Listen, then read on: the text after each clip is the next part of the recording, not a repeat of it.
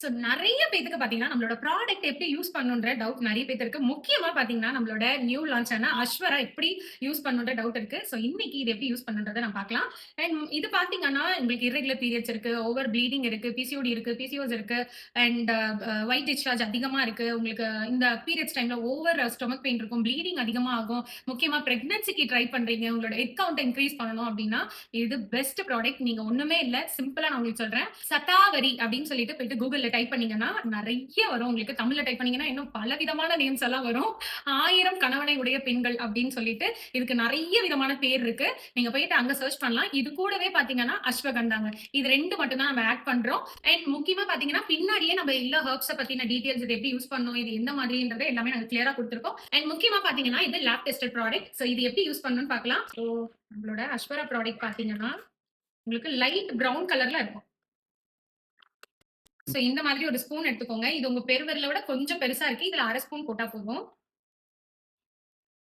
இங்க பாருங்க. சோ இந்த அளவுக்கு போட்டா போதும். ஓகேங்களா? குட். இத நல்லா ஆட் பண்ணிட்டு, இது கூடவே நான் வந்து பாத்தீங்கன்னா, தண்ணியா அடிச்சு வச்சிருக்கிற மோர் வச்சிருக்கேன். சோ இது எவ்ரி மார்னிங் எம்ப்டி ஸ்டொமக்ல நீங்க எடுத்துக்கணும். சோ இந்த மோர நல்லா மிக்ஸ் பண்ணி, நல்ல ஒரு கலக்கு கலக்குனீங்கன்னா, ஈஸியா மிக்ஸ் ஆயிடுங்க. தெரியுதா உங்களுக்கு? சூப்பரா மிக்ஸ் ஆயி வந்துரும்.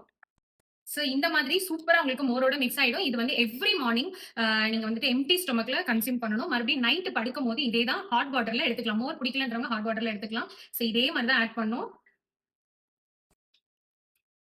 இது உங்களுக்கு கசக்காது, எதுவுமே இருக்காது. எந்த ஒரு ஃப்ளேவருமே இருக்காது. குடிக்கவும் ஈஸியா இருக்கும். வேணா லைட்டா உப்பு சேர்த்துக்கலாம். ஏன்னா மோர் இல்லையா?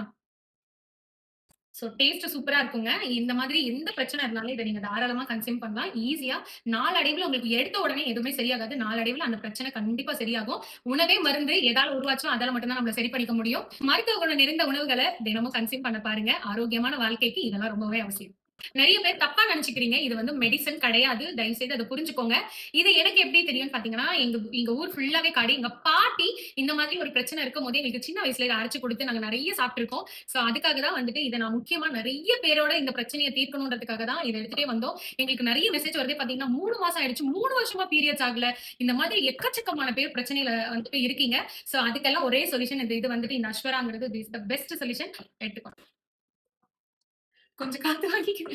இந்த ட்ரெஸ் நெறைய பேர் பார்த்திருப்பீங்க. ஆக்சுவலா இது பாருங்களேன். எந்த அளவுக்கு லூஸ் ஆயிடுச்சுங்க பாருங்க. நான் இழுக்கலாம் இல்லங்க. இது ஆக்சுவலி பனியன் கிளாத் தான்.